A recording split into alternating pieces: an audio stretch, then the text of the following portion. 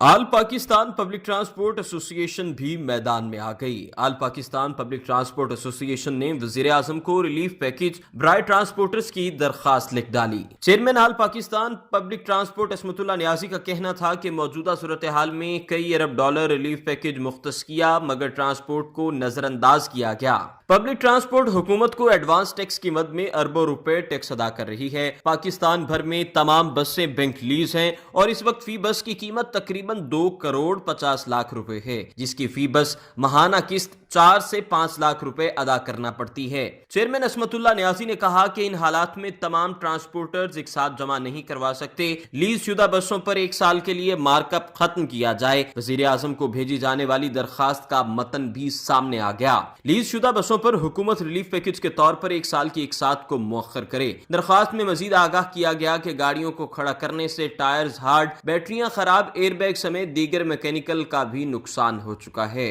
حکومت 0% mark up پر آسان اقساط میں قرضہ دے، ٹرانسپورٹ کے کاروبار کو ایک صنعت کا درجہ دیا جائے۔ لاک ڈاؤن کی وجہ سے drivers, hostess, hawker, security staff, booking clerk, mechanic سمیت دیگر ہزاروں ورکر بے روزگار ہو گئے ہیں۔ حکومت سے درخواست ہے کہ ریلیف پیکج میں ہمارے لیے بھی اعلان کیا جائے۔ ذیشان علی، میڈیا 92 لاہور۔